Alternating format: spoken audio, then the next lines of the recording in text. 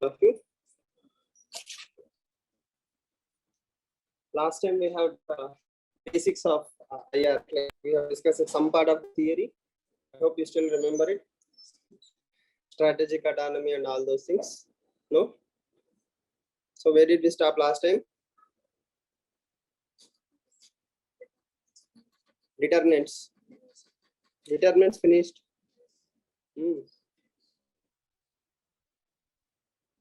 Okay. So I think we have to discuss the 5 pillars of Indian foreign policy. That is the last thing that we have stopped. So we have covered all the stages, right? The 6 stages we have discussed. Yes. Before going into that, I want you to look at some questions. First of all, this is a syllabus, right?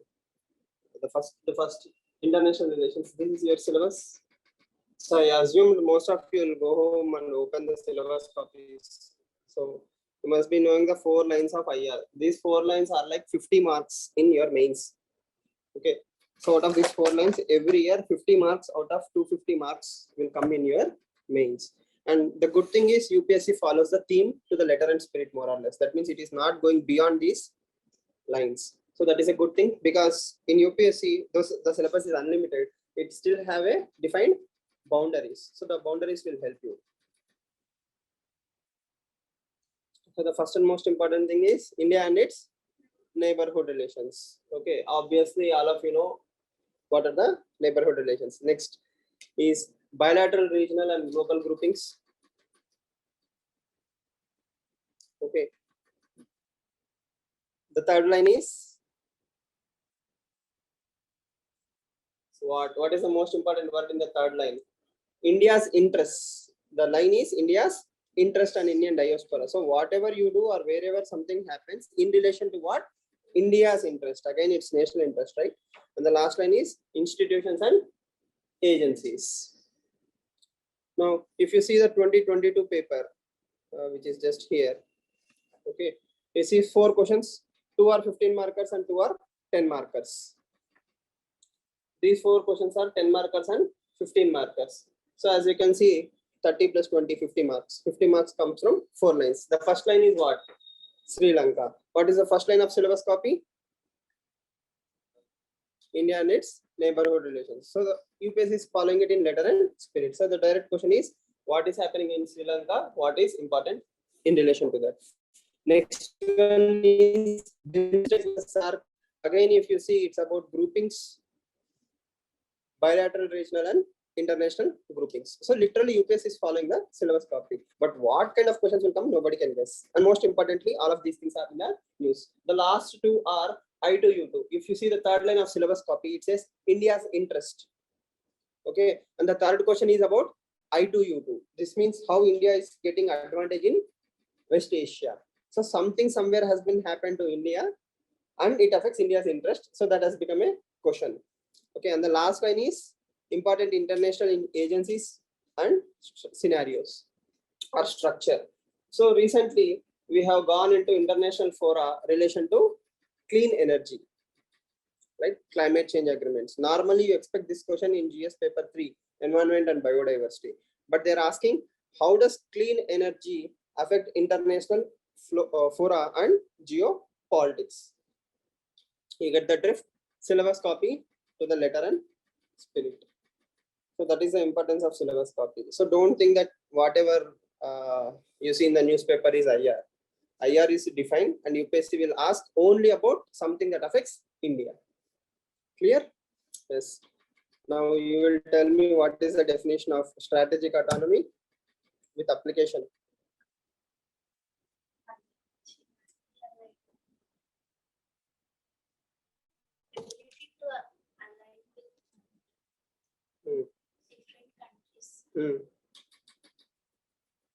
Ability to align with different countries, that is multi-alignment, right? So then what is strategic autonomy?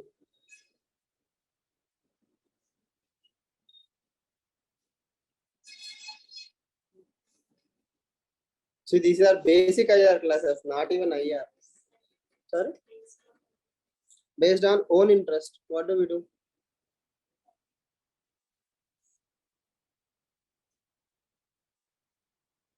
That is strategic autonomy. That is again multi-alignment, right?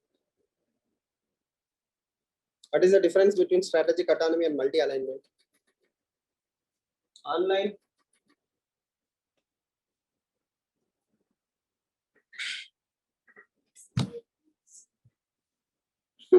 Which one is theory? Strategic autonomy is theory. So what is strategic autonomy?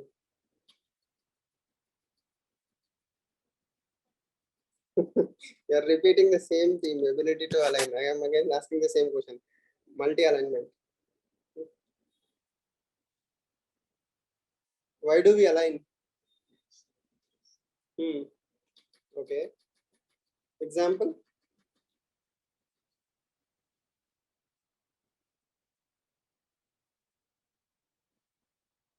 Amog, right? Yes. What is the difference between strategic autonomy and multi-alignment in your understanding? Aligning with the other countries, but the main interest will be of our national. Focus is of our interest and getting benefits from other. So how is it different from multi-alignment? Multi-alignment can be like mutual sharing of the resources.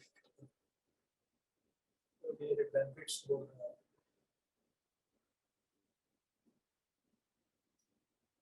Ability to align. Sumant?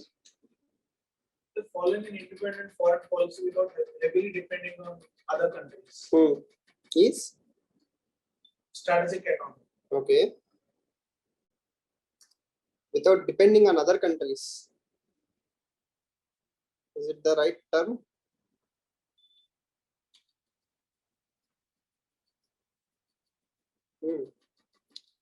So ability to follow independent foreign policy without the influence of any country, right? Like we should not be pressurized by any country. That is the line.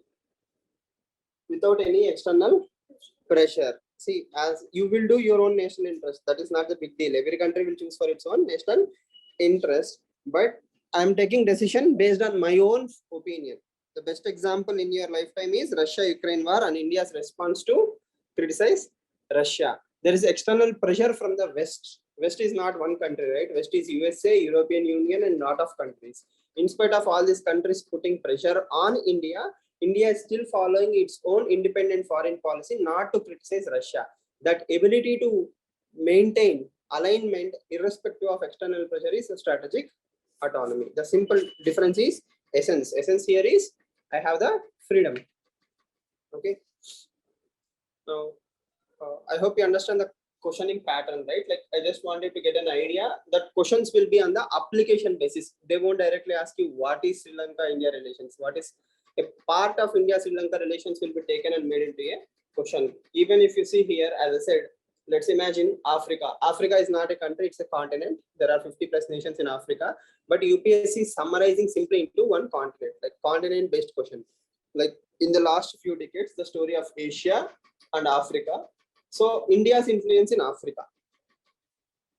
Okay. In the last 1 week, is Africa-India relations in the news? Sorry? Cheetah. Okay. Cheetahs are in India for Prime Minister Modi's birthday. Apart from that, tablets issue, cough syrup issue. So Gambia. So we have exported cough syrup to a particular African nation where kids have died. Okay. So that will definitely affect India's image. Why? India's image is pharmacy of the world or pharmacy of the third world. So we are exporting medicines to the world, and by consuming our medicines, people are dying in a different country. So that is a very black mark on India's record. So that will definitely affect India-Africa relations. So like this, you have to keep updating your current affairs, but you need to understand what. Okay. Every year, see last few years, paper is purely contemporary and current affairs in orientation. For example, the third question in 2021, critically examine the aim and objective of SCO. In 2023 mains, we will literally expect the same question. Why? In 2023, India will be heading SCO. So SCO will become important, Shanghai Cooperation Organization, AUKUS. Okay, again that is related to Indo-Pacific region. Do you remember Indo-Pacific region? The map means 2020 what was happening in 2020? COVID was very important, right? Like it was COVID year. So UPSC was asked the question in relation to examine the role of World Health Organization in COVID pandemic. Okay, or the role of Indian diaspora. That year, Farmers Bill was also in the news. Okay, Farmer Bill was in the news. In Canada, in USA, the parliamentarians of that country were discussing Indian Farmers Bill. So how is Indian diaspora influencing Indian foreign policy? Okay, so everything is contemporary, Quad. Okay, and again Indo-Pacific. So what I'm trying to tell you is what you see in the newspapers is more important than what I will tell you. What I will tell you is framework. What I will tell you is how to approach the newspaper. Or after this basic classes, when you read an IR article, at least it should make some sense. Okay, why am I reading this? And if you see something in relation to India, Africa, you should know that it is important for India, Africa perspective. Okay. So you can go back all the way till 2013 also. The story is same. IR is purely current affairs. It is not some static part and it updates every day. Like for example, the other day, India abstained voting against Sri Lanka. That is a direct relation to your India-Sri Lanka relations. You have to update your notes. If you don't know that it is important, then you are missing your scores. Okay. So now going back to the discussion.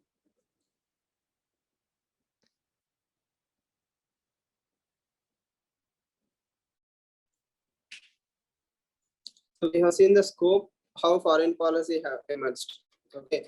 Now this is again a very important dimension that we are going to discuss. See, the first few classes are theory. I told you, right? It's purely theoretical, but more or less we cover everything here. So recently, Foreign Secretary of India have divided the Indian diplomacy into 5 pillars. What are the 5 pillars that are very important for present day's diplomacy? Because foreign policy is a road. Who is walking on that road? The diplomats. Like Indian bureaucracy is taking us along with the road, and the destination is India becoming a powerful nation. So the goal is clear, the path is clear. Who should be taking us along with that? The diplomats, the foreign service officers, the government of India. So many players will be there. Okay. Now, if you think about it, who makes Indian foreign policy? Who makes Indian foreign policy?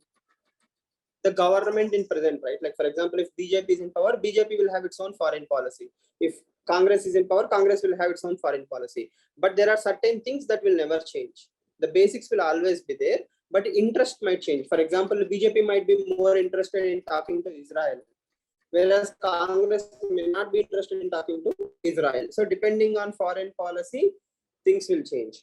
Okay, next, for example, form of government. Let's imagine there is a very strong government in India right now, 300 plus seats, one party. There is no coalition government. All of understand coalition? Coalition means group of parties coming together and forming the government. Now, is coalition good for foreign policy or single party good for foreign policy?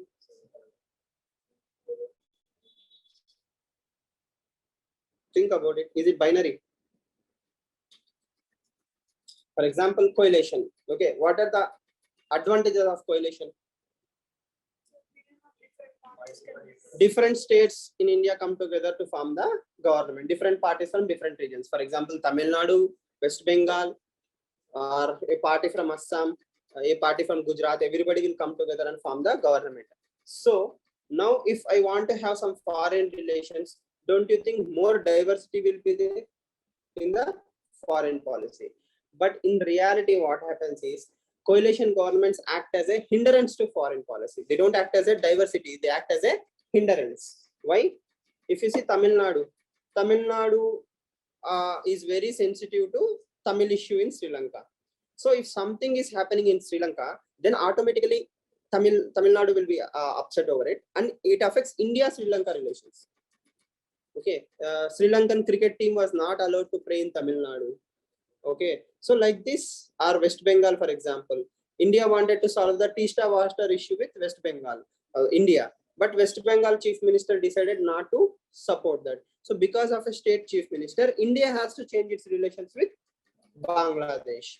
So like this, coalitions will sometimes act as a negative thing. I'm not saying universally, there might be good reasons also, but in this case scenario, right from our past experiences, we understood coalition is not a good thing for India. But what happened after a single party has came into power? even though there are protests in Tamil Nadu, BJP government did not listen to them and still conducted its dealing with Sri Lanka. So that shows that the form of government decides it. The foreign minister will decide. For example, leadership style. Prime Minister Modi, he's very proactive. He visited Israel, he visited Sri Lanka. After Rajiv Gandhi, he was the first prime minister to go to Sri Lanka. Okay, how far is Sri Lanka? Hardly 30 kilometers away from India. But Manmohan Singh unfortunately could not find time in 10 years to go to Sri Lanka. Again, I'm not blaming him alone. The policy is Congress did not want him to entertain. Okay, so or to engage with Islamic countries. Congress was afraid if I engage with Israel, Islamic countries might be upset. So I told you, right, dogmas of Delhi. So like this, the form of government, the minister, the leadership style. Presently, Jaishankar is there. Jaishankar is a career bureaucrat. That means he worked as a bureaucrat for 30-35 years. Then he became a minister. So someone who worked as a subordinate, now he becomes the boss. He actually knows how the system works.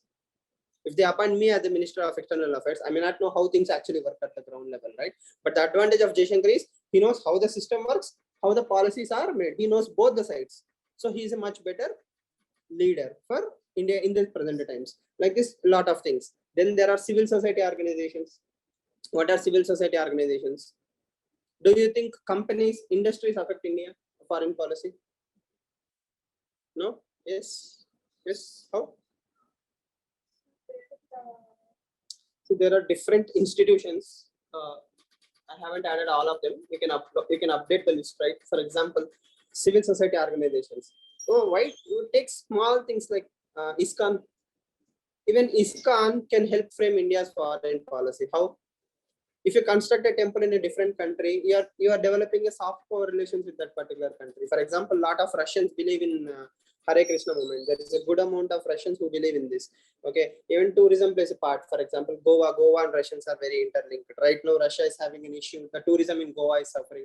So you can understand everything that happens all over the world is interconnected. Imagine Adani. Recently, there was an article in Indian Express which argues Gautam Adani, the businessman, he's constructing a lot of airports. He's doing a lot of business with a lot of shipping industries. So ports are being developed in India's neighborhood, like for example, Maldives, Sri Lanka. So Adani controlled ports or Adani owned ports will act in favor of India. So if a Indian businessman is having a lot of businesses in a lot of countries, okay, so automatically it will help India. If Indian diaspora is powerful, automatically it will help India. For example, why Kamala Harris, the Vice President of USA, she is a person of Indian origin. Okay, it is an expectation that she will be favorable to India. That is a whole different scenario, whether she will be or not. But things will change. If you go to Europe, lot of Indians are settled there. For example, Canada has a lot of Sikh population. Sikhs from India have settled very nicely in Canada and Europe. So all these things very clearly tell you that diaspora, Minister of External Affairs, Parliament, state governments, union government, form of government, personality types, everything will affect India's foreign policy. You will understand this when you discuss post-independence consolidation, because every prime minister have his own style of leadership, and leaderships affect foreign policies. Okay. Now coming back to the 5 pillars. Yes, lobbying for export-import duties, definitely.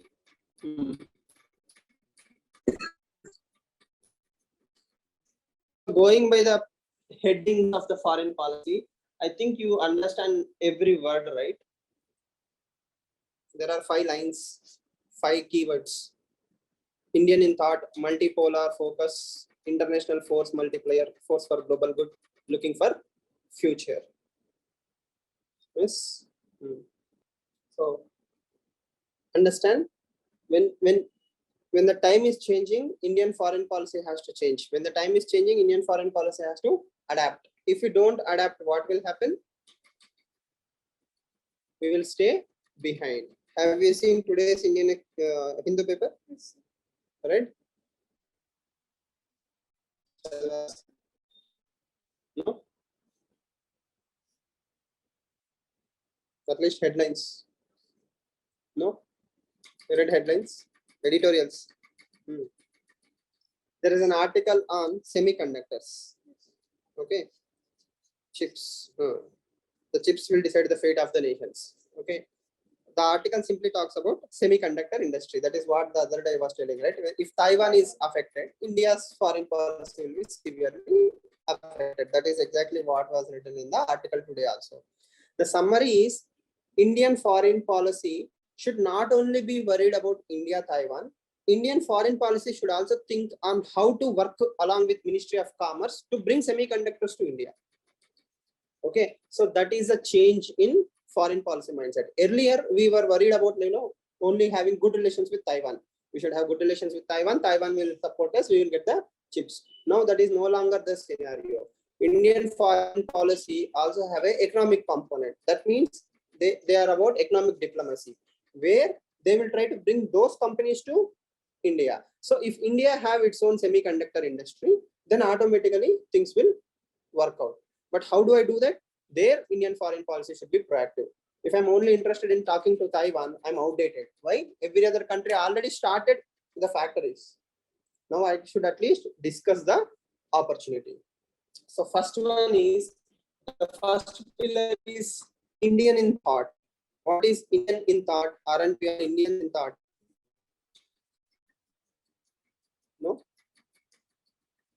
Then why should it be a separate line? There is also a coincidence. Today there is an article in Hindu again, which talks about Vasudhaiva Kutumbakam. Okay, on the right hand side, Kanwal Sibal. Okay, he's also a diplomat. He's a foreign service officer.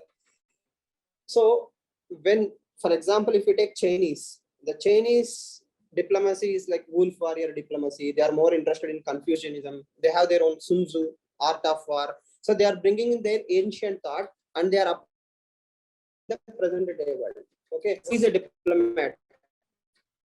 Lord Hanuman is a diplomat for Lord Rama. He's the first ambassador, right, who went to see Ravana. Okay, you send envoys, diplomacy, right? So, as I told you, the sources are Mahabharata, Shanti Parva, Upanishads, even from Ramayana, Mahabharata. You can take goodness from anything, right? As Rigveda says, that knowledge comes from all sides. So I have to bring all that ancient Indian knowledge and apply it to present day diplomacy. That is what is needed. That is Indian in thought. The best example of Indian in thought in application is vaccine Maitri. Vasudhaiva Kutumbakam. We not only developed vaccines, we gave the vaccines to everyone. Where everybody is going for vaccine nationalism, India was applying its ancient thought. That is Vasudhaiva Kutumbakam. Okay. Yes. So I hope I am audible.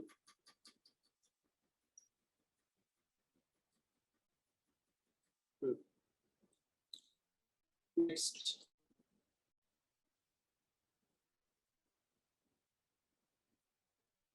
The screen visible?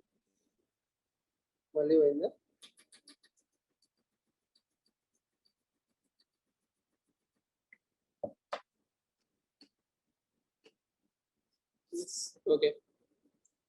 So I hope you are clear in what is Indian in thought. Indian in thought is bringing Indian ethos into application. That is Indian thought. Okay. The next is multipolar focus. This is self-explanatory. Yes or no? Now a topic, favorite topic, multi-alignment becomes a reality. Multipolar focus means we should connect with as many countries as possible in the world. Okay. Next.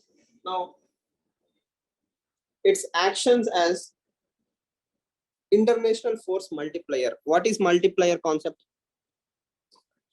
Multiplier means increases the impact. Okay, the more good you do, automatically more impact it will create. So we will discuss this when we discuss any topic. For example, again, vaccinationism, vaccine method, and all this things. That means when you do good things, automatically good things will have multiplier effects. Okay. So what we call as Indian karma concept, right? Like do good and good will come back. That in that sense. Next, the fourth pillar of Indian foreign policy is force for global good. What is global good? Good for all. Again, technically speaking, Vasudhaiva Kutumbakam, right? That means whatever we do, we should maximize the goodness. For example, International Solar Alliance. If we promote International Solar Alliance, or if we work towards, let's say, climate change, all these things done by India will impact the entire world. Climate change is not Indian problem, right? It is entire world's problem. So whatever we do, we should impact the entire planet. Any other example that you can think of, if you are aware? Again, we don't need to know, but if you are aware,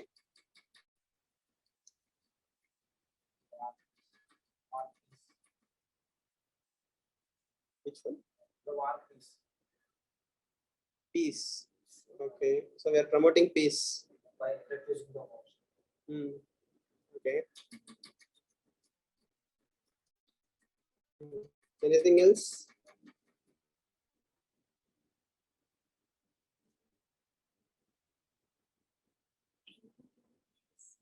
Medicine.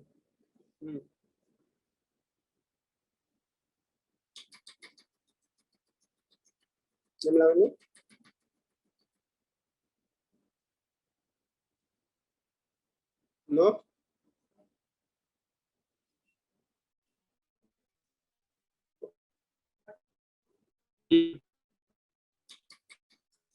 What is what? Okay.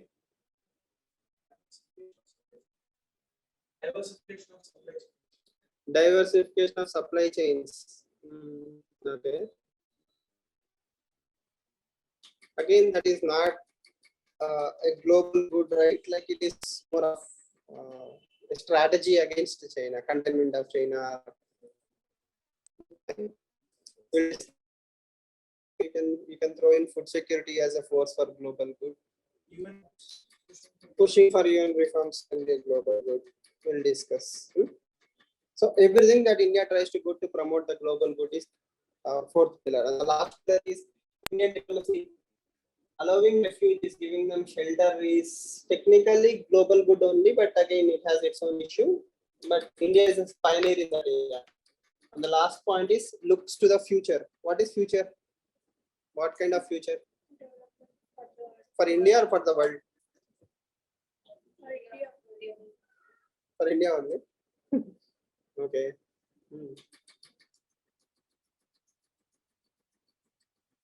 Again, here you can take it both in Indian term and global term. Again, when we think about global terms, automatically it will also include India. For example, emerging technologies, let's say artificial intelligence, quantum computing, or climate change in the future, or a refugee problem, climate refugees. If you look into the futures, if you look from 2050 point of view, do you think India will be the same in 2050 or the world will be same in 2050? No, right? So we have to look into the future so that we can work for the present. If we are short-sighted, diplomacy should always be long-sighted, right? It should not be short-sighted. If you look for today's electoral gains, you will not have a long-term vision. You should imagine India in 2050. What kind of India will be there? By 2047, we will celebrate 100 years of independence. So by 2047, what kind of India do you expect? Do you expect a $10 trillion economy? No? Hopefully. Logical India should be a $10 trillion economy by 2047. If we are not a $10 trillion economy, then we will never be. Yes or no? And we should have probably a sustainable world, as Rajani is suggesting. Yes, climate change should be limited, or a destruction of forest and all this should be limited. Probably we should develop peace with our neighborhood. Our emerging countries should be adapted for global good. Nuclear disarmament should happen. US reforms should have happened. So future has a lot of potential. So unless we look into the future, we will not work in that particular direction. That is a major theory concept that you need to remember. Presently, whatever India is trying to do is based on the first one. The remaining 4 points are extension of the first line, that is Indian in thought. If you think about Vasudhaiva Kutumbakam, if you think about sustainable development, everything is Indian thought. So no, Gandhiji says the same thing, right? Gandhiji's definition of sustainable development, I think I told you. No? What is the meaning of the sustainable development? Without harming others. What is your general understanding of sustainable development? Sorry? using in such a way that resources are saved for next generations. Okay. So we should use water, oil resources in such a way that future generations will be able to use it. Okay. That is sustainable development in a way, yes. Lasting for long term. Okay. Yes. So Gandhiji gives a simple definition. He says, we did not inherit planet from our ancestors. We are borrowing it from our future generations. Okay. So the fossil fuel that we are using is not a gift given by our ancestors. It is a resource that we are borrowing from our next generations. So with this mindset, automatically, as you said, we will work towards the sustainability. If tomorrow generation needs to know what is a tiger, what is a forest, we need to keep them intact. If we kill all the tigers, then how will the next generation know? Wikipedia. Yes.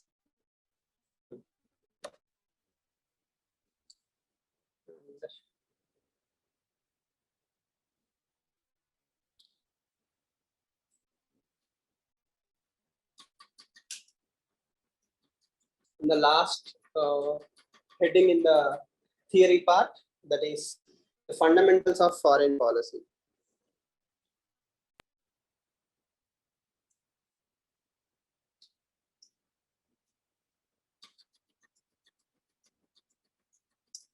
All of you know fundamental rights, right? What is fundamental?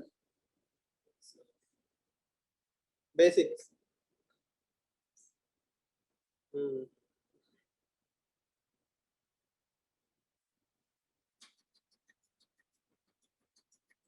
So how many points are there?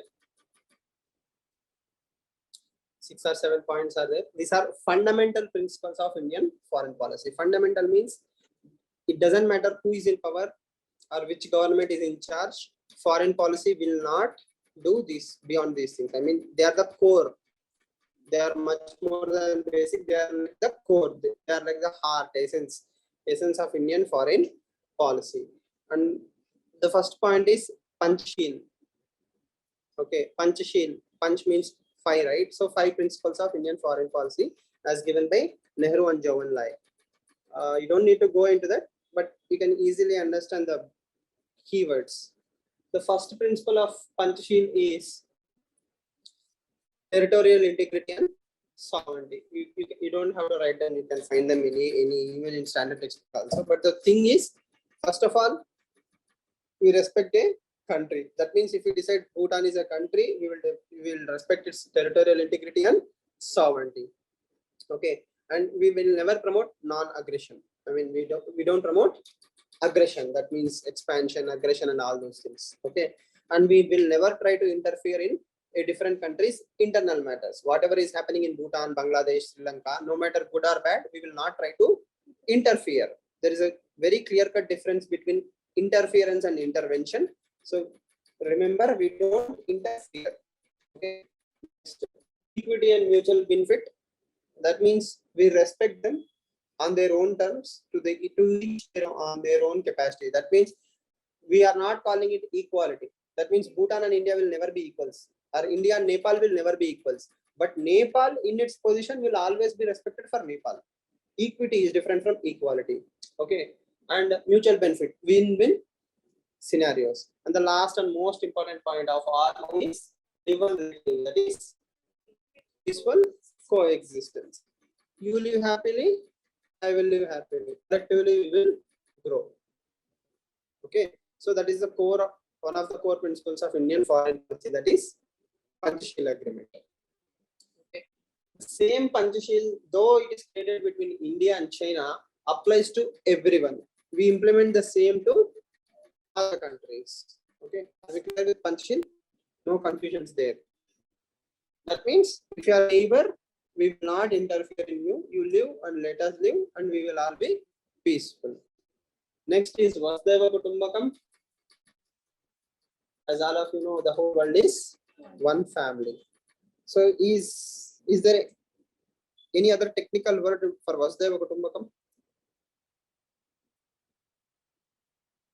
See, if Panchsheel is about nationalism, If Panchashil is about nationalism, that means my country, my boundary, my peace, my coexistence, my welfare, my nationalism. Becomes globalism. Okay, so India is a country which has both nationalism and globalism in its foreign policy. Globalism means the entire world is my family. I'm not saying all Indians are my brothers and sisters. I'm saying entire planet is my brothers and sisters. Okay, and here it's not only about humans, it extends to everything. Animals, creatures, entire every living thing is technically non-living thing also is one family. We respect that, right? Earlier, if you understand the Indian concept, we see God in everything, right? So that globalism is there. So India follows nationalism, and it also promotes nationalism, and it also follows globalism. Okay, India does not endorse the idea of imposing, opposed to export of ideologies. Okay, simply put, we don't like to preach Gyan to different countries. Let's say Myanmar is there, okay, or Sri Lanka is there, or some other country, Pakistan is there. We'll say democracy is good. That's all. We don't try to interfere by rubbing democracy is only the good thing. You should change to democracy. Democracy helps everyone. If possible, come to democracy. That's it. If we don't like someone, we don't overthrow them. Okay, or if somebody is not in favor of India, we will not try to rig the elections like what Russia has done in the USA case, and all these things won't happen. India will never do those things. Even in Nepal, if we don't like someone, we will just criticize them. That's all. We don't try to influence. Okay, so that is a very important thing. The best example of exporting of ideologies of changing regimes is USA. USA does this very nicely. Okay, Iraq, Iran, you think about it, everywhere, even in Syria, USA wants to change the regimes. Okay, next, India do not entertain the idea of imposing sanctions or military actions. One small distinction here is unless they are sanctioned by United Nations. Okay, that means if America wants to impose sanctions on Russia, India does not encourage that. But if it is UN back, India encourages that. If something is done by through UN, India is okay with it. If something is done unilaterally, that means America is directly sending troops to Iran, Iraq, etc., India says no. So as long as it's UN, I'm happy. Okay, and why India respects UN so much? Because India believes in globalism, global institutions, universal human rights, etc. And India has a very good record in US peacekeeping.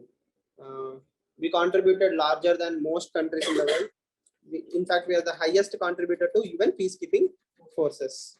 Okay, so today there is an article in Hindu which says that around 179 Indian peacekeeping soldiers have died in different parts of the world. How do we justify that?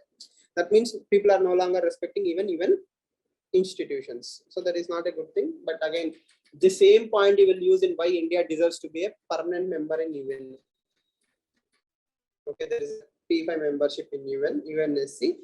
We will discuss all these points, but just for now, remember, India do not entertain military actions or sanctions. What is the meaning of the word sanction?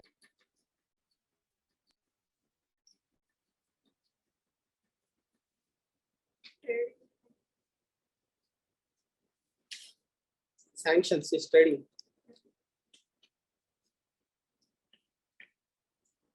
Restrictions in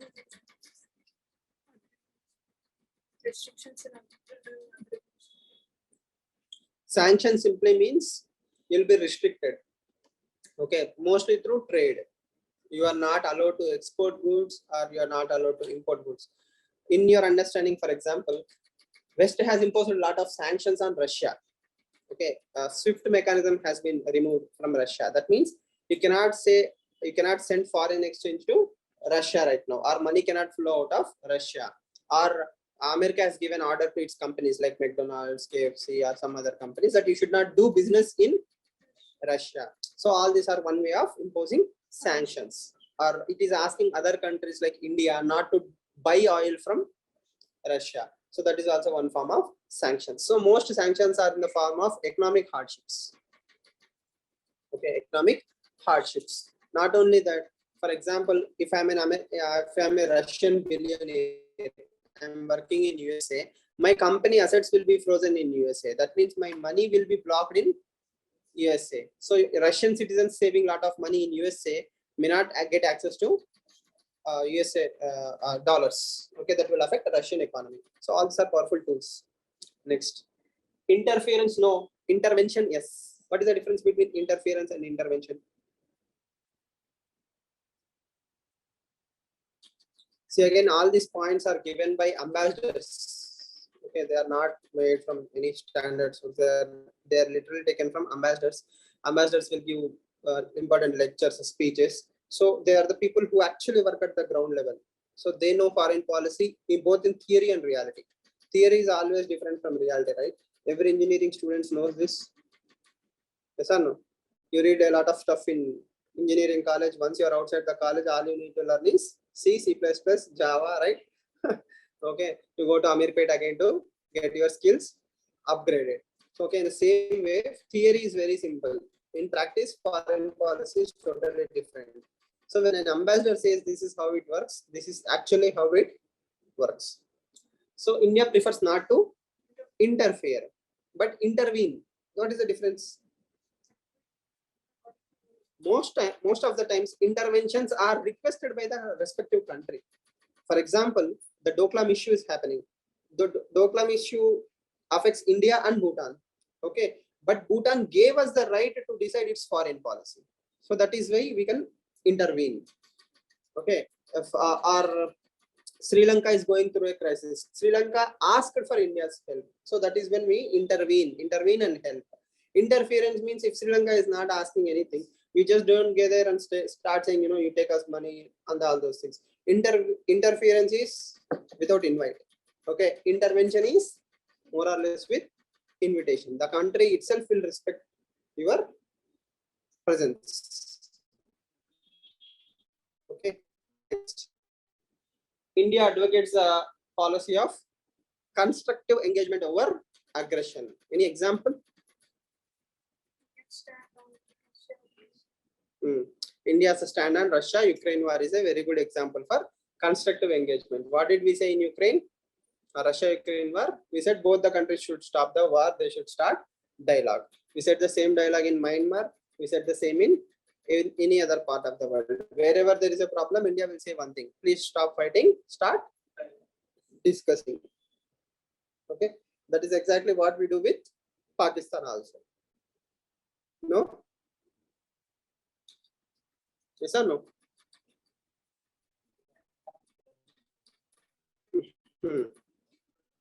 That is a major difference. See, constructive engagement over aggression means soft power over hard power. Yes or no? So we entertain what? Soft power. We request them, we try to talk with them, we negotiate with them. But if somebody mistakes what? Our patience or our silence for weakness, then India will use hard power. The best example again is Pakistan. We negotiated with Pakistan. We started playing cricket with Pakistan. Right? We told them to give up terrorism and all these things. They were not listening. Then what did we do? We just went to Balakot and dropped some bombs on the terrorists. So that is the usage of hard power. So that is exactly what this point also says. But India won't hesitate to use its hard power if it mistakes for weakness. India's silence should not be taken as a weakness. India is ready to escalate into the war. But first priority is always to dialogue, peaceful solution. But if somebody pushes India, what will happen? We'll go to war. Okay. Surgical strike, Balakot, air strike, all these are examples of usage of hard power. If every time we say peace, peace, peace, it's not good thing, right? So we take inspiration from Gandhi. No?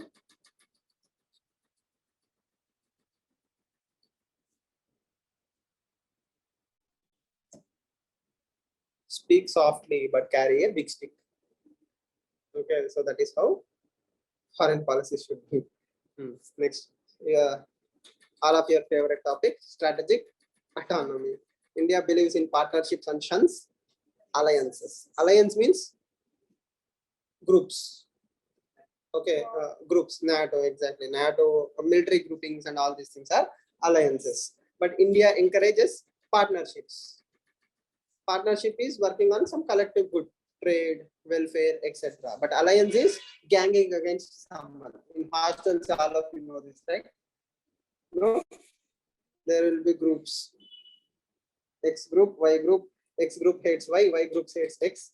Okay, so they will form groups and all these things. So partnerships are better than groups. Last, global consensus on issues of global dimensions. First of all, what are global dimensions? What all can come under global dimensions?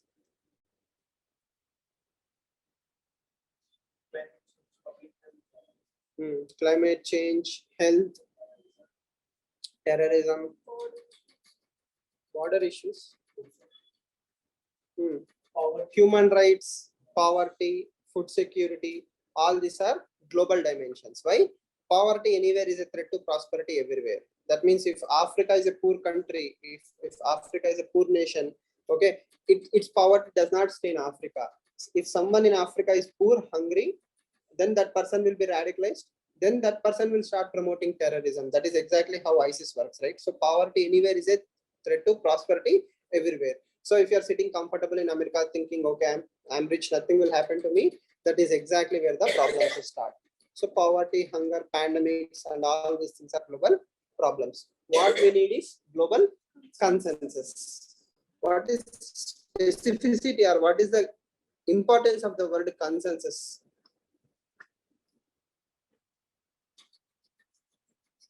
See, there is a majority minority, right? If 10 people are in the room, if 9 people say yes, okay, and if the 10th person is saying no, then still that will prevail. Why? That is how democracies work. Yes or no? Democracies are not consensus. Consensus means making all the 10 people say yes. Okay, that is how WTO works. Consensus is different from majority minority. Okay, if 7 people are there, okay, and if 7 people say yes, 3 people are saying no, then the 3 people have some problem with that issue, right? The 3 people may be poor. For example, let's imagine there are three countries are there, small island nations like Vanuatu, Tuvalu, okay, or some other small nations. They are very small, tiny islands in Pacific Ocean and Indian Ocean. Okay, now all the 10 people came in a room, America, India, China. So 7 people said we will keep on using ACs or we will keep on using fossil fuels, no problem. 3 people said please don't use it. Okay, but who is majority? The 7 people are majority. They will continue using ACs, fossil fuels. The 3 people who said no are the first 3 countries which will drown under sea level. When sea level rises, they are the 3 countries which will drown. So that is why they were saying no. Okay, that is not consensus. Consensus means making all the 10 countries see the same point of view and bring them onto one single perspective. So consensus building is very, very difficult. It takes decades to build consensus. Yes or no? In your own family, you can observe consensus building is very hard. Most of the times it's brute force. Yes or no? Either one side will dominate, the other side will dominate, and it's brute force majority. There is no consensus. Consensus will be very rarely on one point. For example, deciding where to go for dinner. When all the cousins meet, okay, where to go for dinner itself is a consensus problem. Majority will go, okay, go. Okay, there will be compromise. So what India suggests is global consensus on global dimensions. For example, World Trade Organization, climate change. It's very, very difficult to bring people to consensus on global issues, but at least we should try. Okay, so these are the major fundamental principles of Indian foreign policy. I hope you'll remember all these things, because everything that you see in the newspapers from now on is more or less expansion of the principles. And last but not the least, as you can see, there are certain years in Indian foreign policy have been severely changed or impacted. Not something new. We have discussed in the 6 stages of foreign policy. We have discussed the same thing. Now we are looking at more in a straight timeline. Okay. So the first 5 lines or the first 5 points are during a bipolar world. The next 4 are more or less in unipolar world. And the last point is in multipolar world. Same concept. Now, why Indian foreign policy is changed forever during these years? Just think on your own. Whatever we have discussed from last 3 or 4 days should be sufficient for you to think. If you can think, please think. That will be nice.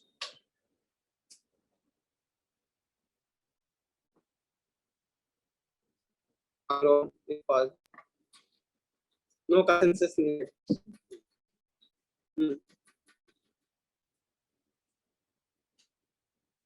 10 points are there, 30 seconds for each, 3 minutes you can think how each and every point has changed India's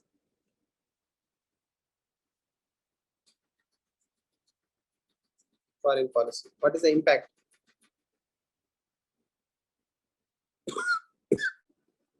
Then how does it square with the point number 1947 itself? We understood the importance of defense.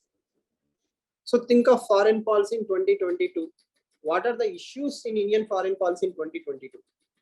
Do we have problem with Pakistan? Do we have problem with China? Yes, in 2022, do we have problem with these 2 countries? When did the problems start?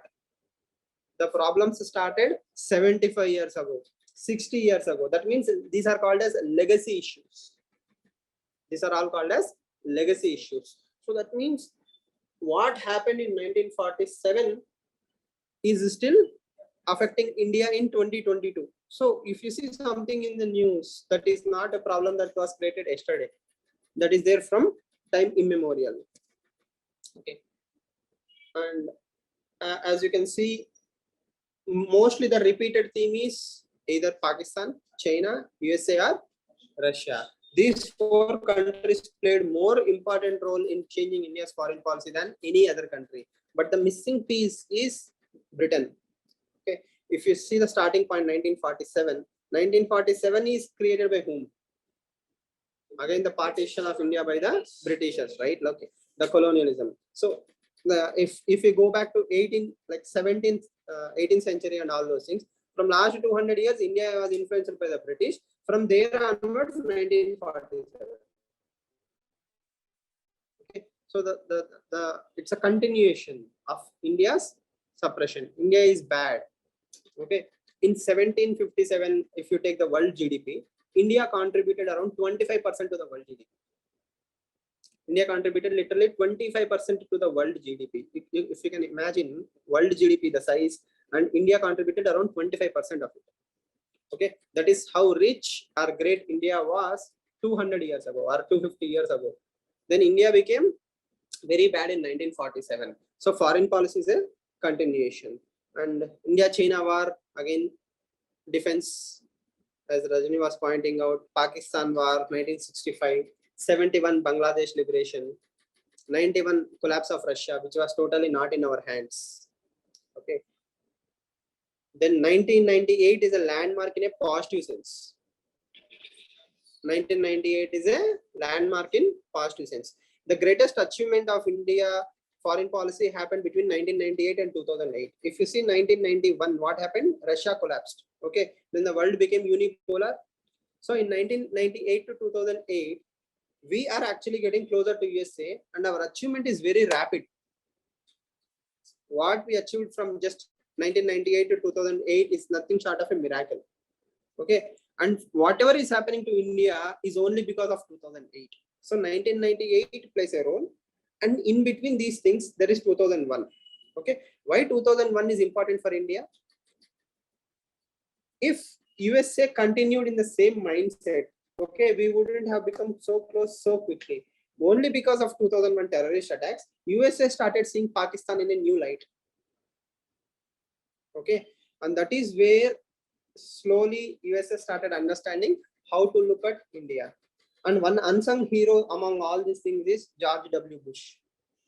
Okay, from 2005 onwards, slowly we started working towards India-USA relations. So in that sense, Bush administration helped India to become a bigger partner to USA, and that was the investment to control China.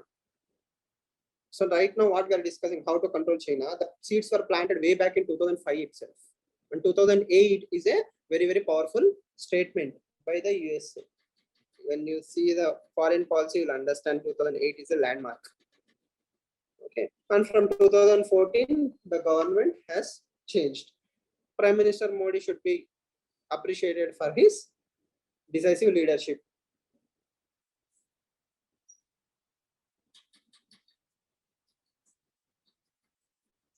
Clear? So this is the purely theory part of foreign policy. This is actually more than enough for your basic GS paper to actually a step beyond than what is needed. Now, what is important for you is very quickly from here, run very quickly. No need to. Also, we can say lack of ability of even to control the P5. Okay.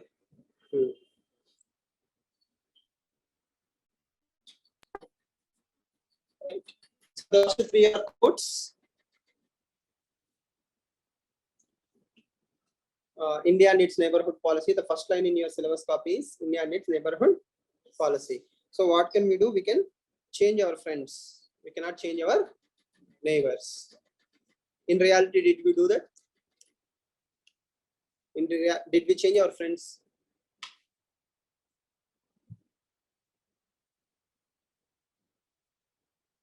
Yes or no? USA was not our friend in 1970. By 2022, USA is our best friend. But is Pakistan there? Yes, Pakistan is our neighbor from 1947 till date. It will not go for next 100 years also. Pakistan will be there only. So we can change our friends, but not our neighbors.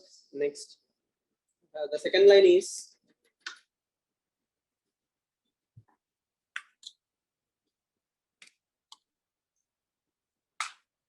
of all the foreign policy priorities, which is the most important foreign policy priority? Neighborhood. So as Raja Mohan very nicely puts it, foreign policy starts at our neighbors. Okay. So if you don't win your neighbors, you cannot win the world. So your sphere of influence will start at home. So as the Telugu idiom goes, integalichi rachagalavalu.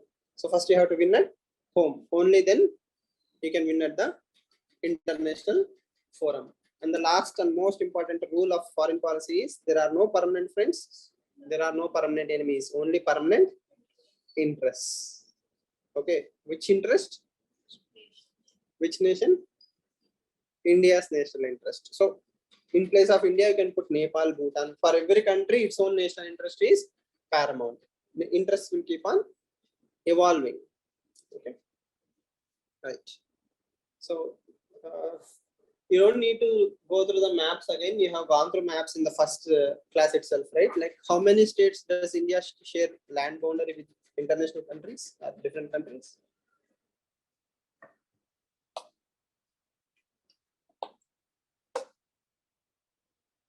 How many states of India share a international boundary?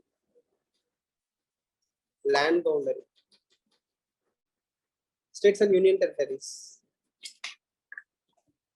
Why is it important? Because obviously the relations vary according to the states. So if you see, right, India shares boundary with so many countries, the states. But the most important of all, as of today, is Ladakh. Why Ladakh is very important? It shares boundary with 3 nations: Afghanistan, China, and Pakistan. So Ladakh is one of the most important union territories in the world. And the entire northeast region is directly integrated with Bangladesh. Okay, so the map is typo. Instead of Rajasthan, it's Bangladesh. Okay, so don't get confused. Okay, so Bangladesh is very important for northeast. Okay, whereas Ladakh is very important for the 3 nations, right? And do we share maritime boundary? Do we have maritime boundary? What is the size of India's maritime boundary?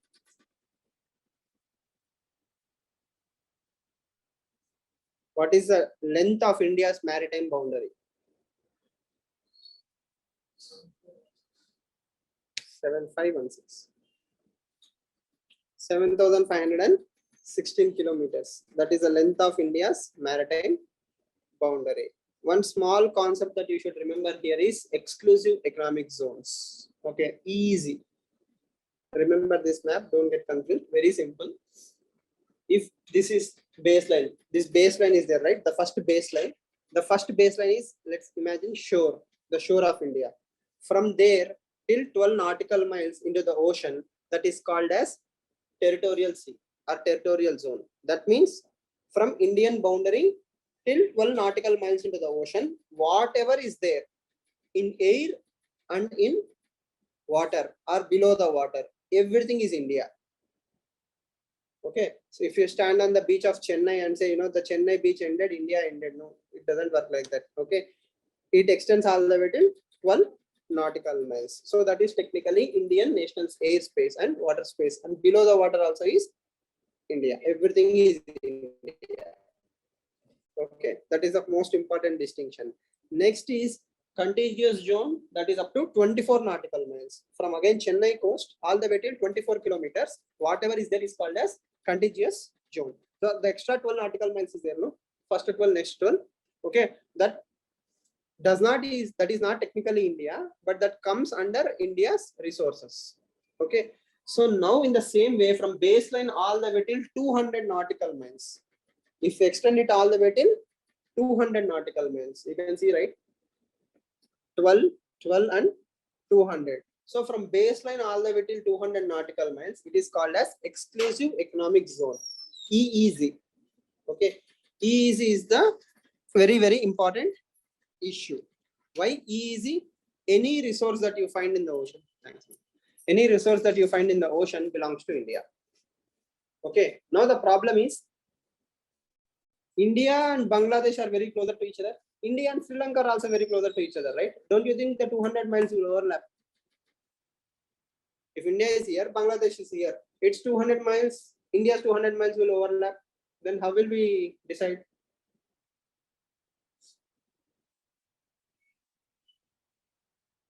You got the concept?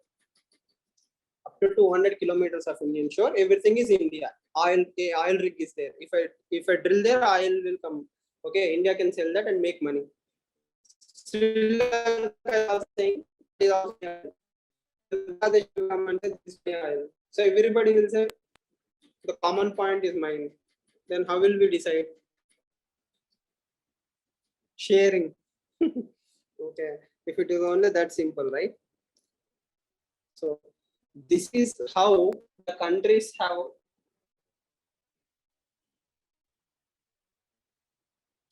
shared their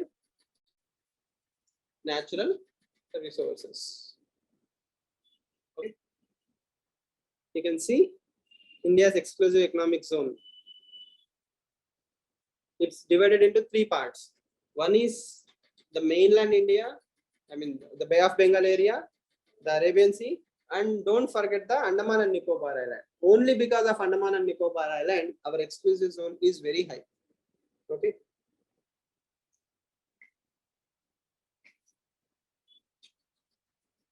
Clear? So every country will have its own exclusive economic zone. Even Bangladesh will have exclusive economic zone. Burma, Thailand, Indonesia.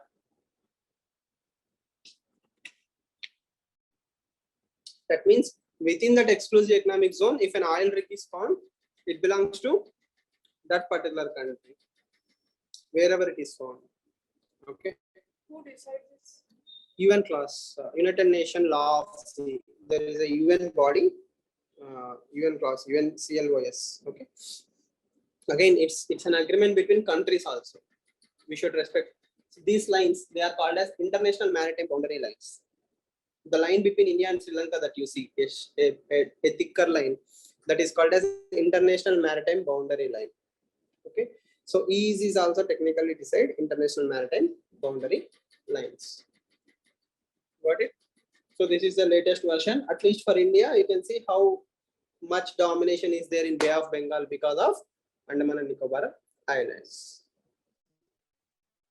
Clear?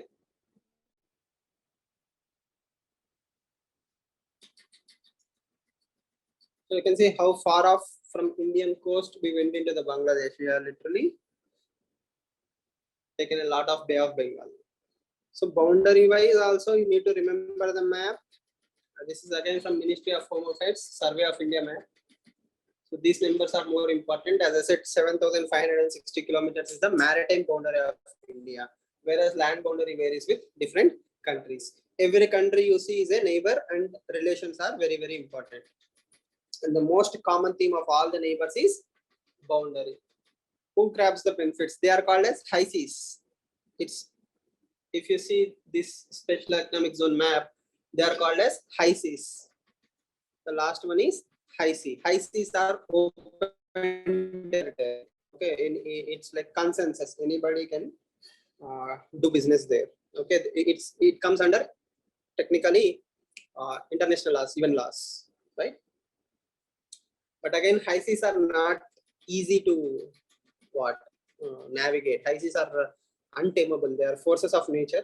So normally, no economic activity happens in high seas. But high seas is no man's land, technically speaking. Right?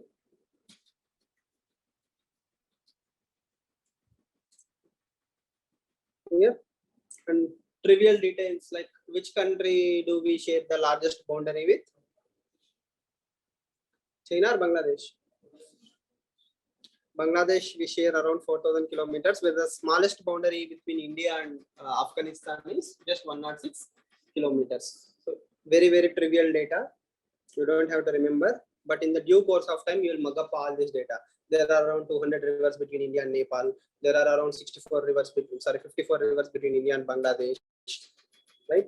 So you'll mug it up as time passes, but for now, just understand these are our neighbors, and the most troublesome neighbors are China and Pakistan, and the least troublesome is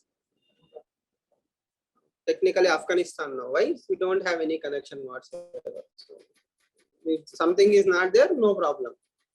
The next best option is Bhutan. Why? Bhutan is technically a state within India, right? It is India locked. It's a landlocked nation. Okay. Again, if you look at Bangladesh, except for some part with Myanmar, Bangladesh is also India locked. That means all the three sides, it is blocked by India. Even in ocean, if it has to enter, again it has to pass through India. One side India, other side Andaman and Nicobar Island. So almost all the four sides, Bangladesh is locked by India. Only access is Myanmar. Okay. Nepal is again landlocked. Nepal is totally dependent on India. So that is why we gave open border with India to both Nepal and Bhutan. You do whatever you want to do because they don't have any other option. Okay. Whereas China, we have some trouble. Pakistan, we have trouble. Maritime is open-ended. Okay. So the expectation in the long run is, that means 6 months down the line, when you are asked a question either in internal security or international relations, you should be able to draw this map on your own. That is a minimum expectation. You should be able to identify which country is where does India share boundary with China, only in the top or in the right side also. Arunachal Pradesh also, right? Yes. And for prelims, you are also supposed to remember the names of the boundaries. For example, LOC is with China or Pakistan, or Durand line is between India or Pakistan and Afghanistan, right? Where is McMahon line? Where are hot springs, right? Where is Galwan Valley? Where is Ladakh? Where is Siachen? All this trivial data you have to mug up over due course of time for prelims. Okay. And what is so special about Kargil? Where is Karakoram range? And all these things you might have already covered in geography, right? Yes. I hope you remember the classification of Himalayas. Pir Panjal, Karakoram, no? Jaskar. In the same order, you remember? From north to south.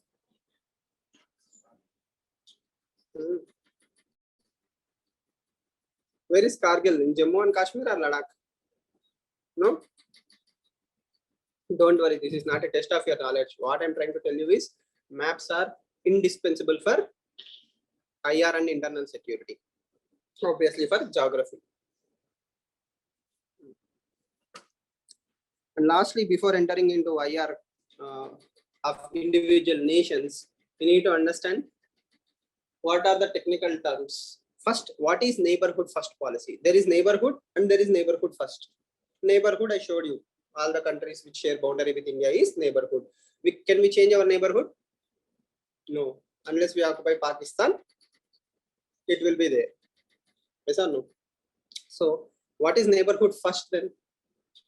So again, you need to understand a simple concept. When India was evolving, one of the stages is regional assertion. If you remember the 6 stages of Indian foreign policy, one of the stages is after 1971, we started focusing on our regional groupings. So in 1992, Prime Minister P.V. Narasimha Rao, he focused on our neighbors. Okay, so that is when he promoted something called as Look East. That means we are always focused on Russia or USA, but we have a lot of neighbors on the eastern side. Not only neighbors, extended neighbors. So we should look towards east also. Then we also brought in something called as Look West, like West Asian countries. So Look East and Look West. You just focus on our neighbors. This is the genesis of 1992 Look East policy. Then Prime Minister Modi in 2014, when he became the Prime Minister, he did one thing, that is invite all the heads of SAARC nations and start discussing with them. That is his first foreign policy initiative. The very day he was signing as a Prime Minister, he invited the leaders of all the SAARC countries, the heads.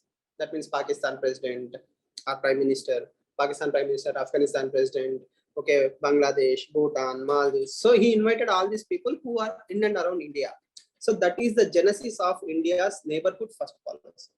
So Prime Minister Modi made a very clear statement saying, my neighborhood is first to me. Once my neighborhood is have a good relation with me, then I will expand it to the rest of the world. Okay, so you need to understand how foreign policy have changed into neighborhood first policy. Neighborhood first policy started in 2014, and who brought that change? Prime Minister Modi. So before that, we didn't have neighborhood relations. We had, but not at the present level, not at the present comfort level. Okay, next.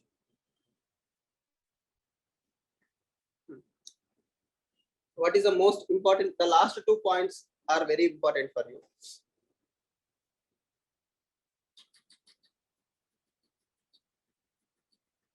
So what does neighborhood first policy tries to achieve? It tries to promote mutually beneficial, people-oriented regional frameworks. Okay, mutually beneficial. Did you hear that term before? Mutually beneficial. Where?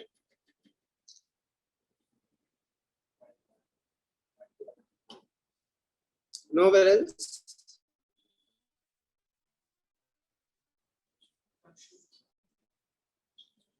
One of the first 5 principles of Panchasheel, one of the principles is mutual benefit.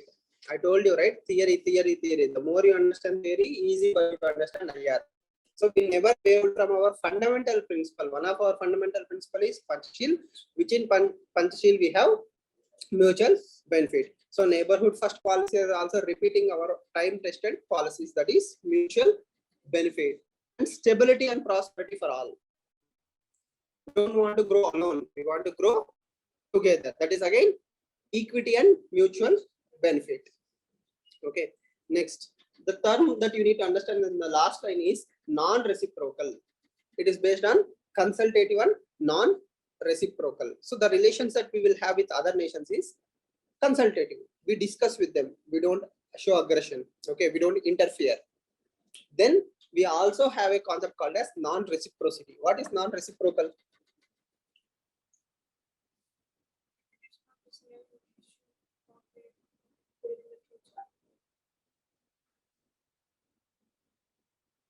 We do not expect anything back. Non-reciprocity. That means I am doing something without expecting anything. That is non-reciprocity.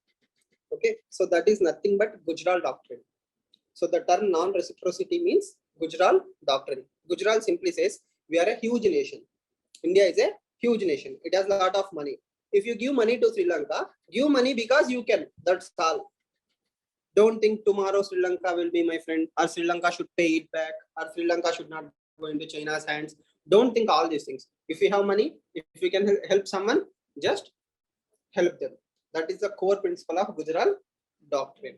So he also encourages the non-reciprocity. Okay.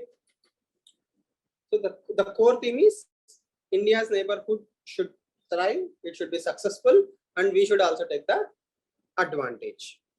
Okay. So based on this framework, we have divided neighborhood policy into different groupings. Okay. And please remember, neighborhood first policy came when? 2014. But before 2014 also we had relations with our neighbors. Okay, from 1947 onwards our neighbors are neighbors, right? We cannot change them. 2000 years ago also they are our neighbors. These are artificial divisions. Okay, next, neighborhood first policy in 2014. But before that also we have different groupings called as SARC and BIMSTEC. They are created way before neighborhood first policy. So some of the members of SARC are not members of BIMSTEC. Some of the members of BIMSTEC are not members of SARC. So the major difference between BIMSTEC and SARC is land-based, whereas not technically land-based. SARC is our neighborhood, whereas BIMSTEC is mostly focused on Bay of Bengal. Okay, so you can see who are members of which grouping, right? The major difference is right now India is moving away from SARC to BIMSTEC. We are moving from SARC to what? BIMSTEC. Why? Who is not there in SARC? Who is there in SARC but not in BIMSTEC? Pakistan and Afghanistan. Technically speaking, both Pakistan and Afghanistan are not there in BIMSTEC. Okay. So have you seen the word SARC and BIMSTEC today? Before this? Sure. Where did you see these two terms, SARC and BIMSTEC? Groupings.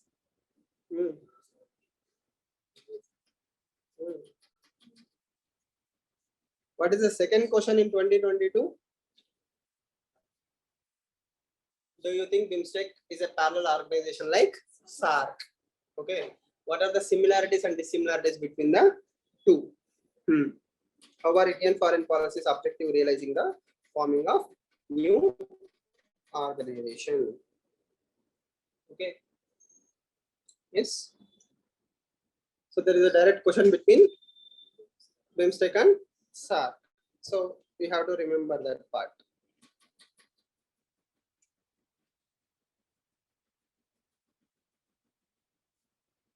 Okay, I'm not going to explain to you what is BIMSTEC SARC now, because again, after all the neighborhood countries, we will have groupings.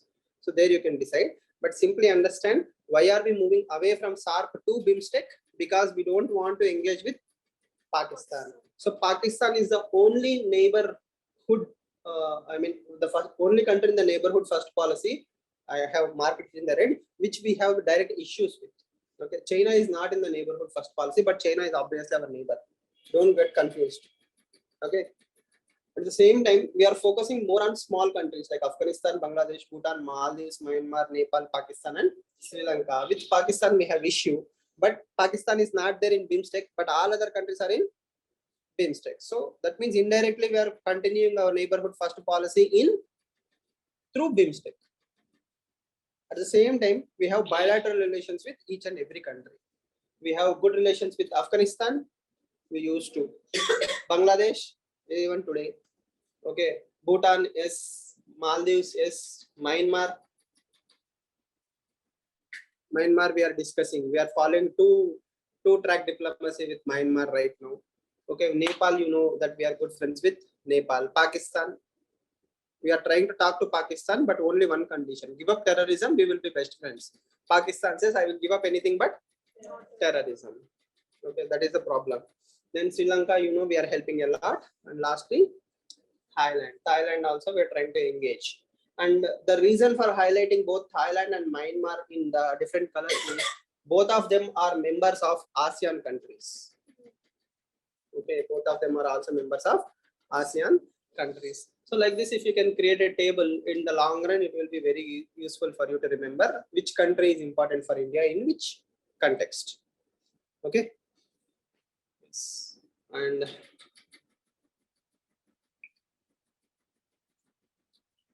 now that at least you know some words, fancy words, BIMSTEC, SARC, ASEAN, okay, Panchsheel, and all these things. So once I will start the what India neighbors and its relations, you can catch up. You need to put everything in your brain and interlink. Okay, so the first country we'll start with is Afghanistan.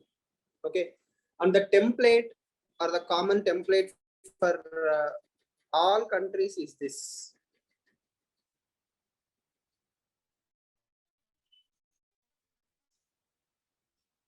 Okay.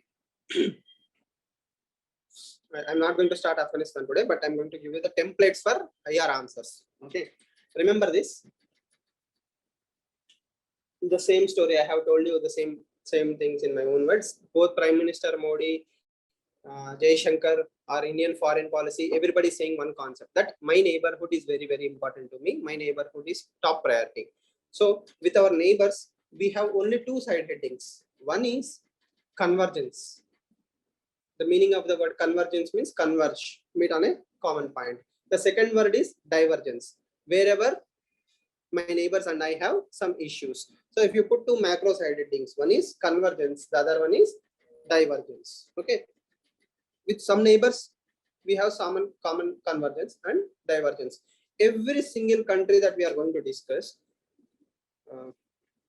which is our these countries: Afghanistan, Bangladesh, Bhutan, China, Maldives, Myanmar, Nepal, Pakistan, Sri Lanka. With each and every country, we have common convergent points and we have divergent points. So everything that you hear will fall into these two side headings. Point number one. And next thing is, let's say the theme, areas of cooperation. Let's imagine this. Before this, we will discuss. Let's imagine with Afghanistan, Bangladesh, border. If I say border, with which countries do we have good border relations? Among all these countries, do we have good border relations with Afghanistan? Do we have issue with Afghanistan? Border issue, yes, technically, right? Pak occupied Kashmir. With Bangladesh, do we have border issues? We more or less solved our both land boundary and maritime issue with Bangladesh. We also are fencing the India-Bangladesh border. So with Bangladesh, we don't have border issue, but with Afghanistan, we have border issue. Bhutan is within India, it open border. With China, do we have border issue? Yes. Maldives, no border issue, but maritime. Okay. Myanmar, do we have border issue? Technically, we have a border issue with Myanmar. We are trying to rectify it. Okay. There is a concept called as a free movement regime, where migrants are coming into India. Then Nepal, do we have border issue? We didn't have a border issue, but Nepali politicians are trying to create a border issue in the name of Kalapani. Okay, it's not an issue, but we have to discuss. Okay, with Pakistan, do we have border issue? Yes, sure. What is it called as? Pak occupied Kashmir, line of control. There are so many issues. Do we have an issue with Sri Lanka? We have a border issue with Sri Lanka in the maritime format. That means Indian fishermen are crossing the international maritime boundary line. So either Sri Lankan fishermen are coming into Indian waters, or Indian Sri Lankan fishermen are going into Sri Lankan waters. That means there is some kind of tension between India and Sri Lanka. We cannot call it as a border issue, but there is a problem created because of border. Fishermen issue is created because of border. So now in your mind, only by looking at the map, it is very clear with which countries do we have border issue. Okay, so that is a template. That means next time if you see India, Bangladesh, wherever you see somewhere in the newspaper that border, okay, it goes under the either convergence or divergence. If you read an article saying India and Bangladesh have fenced its border, it comes under convergence. That means we are working together to solve the border issue. LOC firing has happened. Where will it come? GS paper 2, India neighborhood relations, Pakistan. Within Pakistan, where? Divergence. There is a problem that India and Pakistan are having. That means whatever you read in the newspaper will come and fall in either convergence area or in divergence area.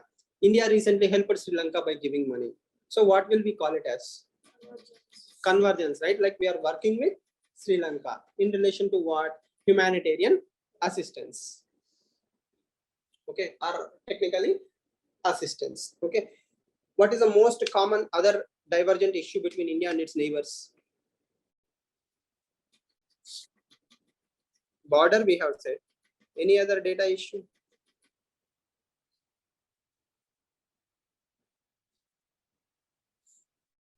Do we have migrant issue with all our neighbors? River with all our neighbors? Okay. Okay. I will say, let's say, for example, China. China is a common point of issue between all our neighbors. China's influence. If you think about it, is China dominant in Afghanistan, Bangladesh, Bhutan? No.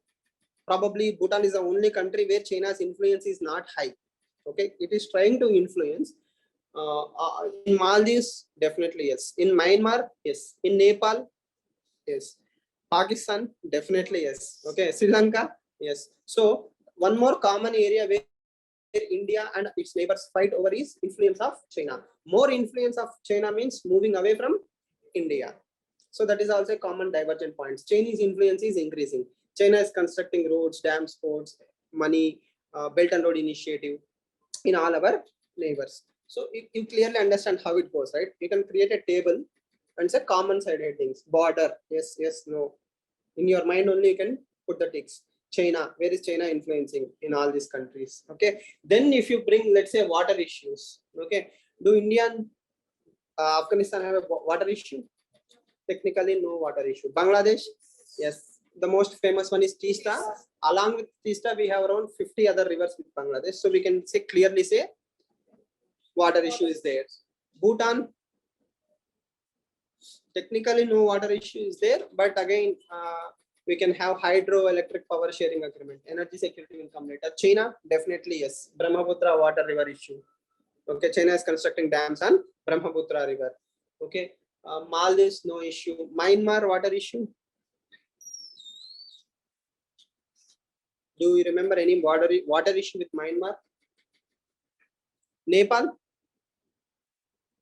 Nepal also technically we have around 215 rivers between India and Nepal. So definitely you can say there is some amount of discussion. Pakistan, definitely Indus Water Treaty. Pakistan, we have some issue. With Sri Lanka, we do not have. So you understood the theme, right? Like if you take a particular template, automatically you will know with which country we have issues, with which country we have no issues. Then when you write an answer, if you think about Sri Lanka and relations, you will skip the side heading water issue. There is no water sharing between India and Sri Lanka. But with Bangladesh, the first theme is water issue. So like this, your life will become very easy. This is called as a templated approach. That means if you develop templates in the long run, even in the sleep, you can write India-Pakistan relations at least 10 points. Very easily. Trade, water, geography, like this you can bifurcate. So then if you see this, you can understand trade and investment. Different ideologies on violence, war and terrorism. Definitely we can call it as divergence. Okay, why? They follow their own path. Again, if you remember one of the fundamental principles, I may not like it, but I will not try to change it also. Yes. So BIMSTEC says there are 14 areas where India and its neighbors can work together, like trade, technology, energy, tourism, fishing, agriculture. So you can think how we can work in different areas. Okay.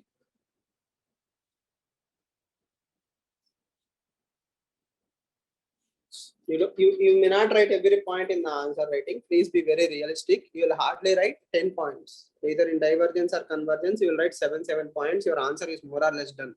Because depending on the nature of the question, that year where you are writing, when you are writing mains, importance will change. For example, India and Sri Lanka are working on agriculture in 2022. For example, Sri Lanka said organic farming, India gave fertilizers. Okay, one of the reasons for Sri Lankan failure is organic farming. So agricultural cooperation between India and Sri Lanka is important in 2022. Okay, it may not be important in 2023. right? So when you reach that stage, you'll automatically understand what I'm trying to do. So till then, don't worry. Just try to focus on the basic part. Theory is important. Convergence, divergence is very simple. So with each and every country, again, we can go through convergence and divergence.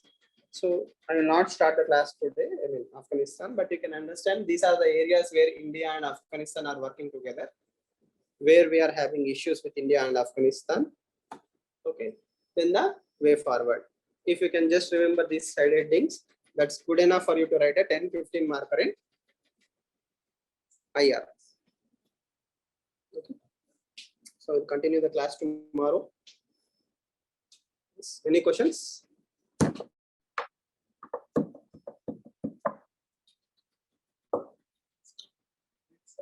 Not to Fear. interfere, Hmm. but we liberated Bangladesh. Intervention. Bangladesh requested India's help. But technically speaking, that is not a nation by the Again, that is based on a ethical principality, right? After the persecution, after the killings have started, after the genocide have started in Bangladesh, then we intervened in the principle of Vasava Kutumbakam, human right violations. If Bangladesh, if let's say China, Hong Kong, did China kill anyone in Hong Kong? It is using brute force techniques, but it did not kill anyone, right? So we are not interfering. So if Pakistan have dealt it like, politically arresting the dissenters, treating them with dignity and all those things, probably Bangladesh liberation would not have been possible. Even in Myanmar also, are you interfering? No, right? There is a military coup, that's all. There is no human right violation. Yes. Right. Okay. See you all tomorrow then.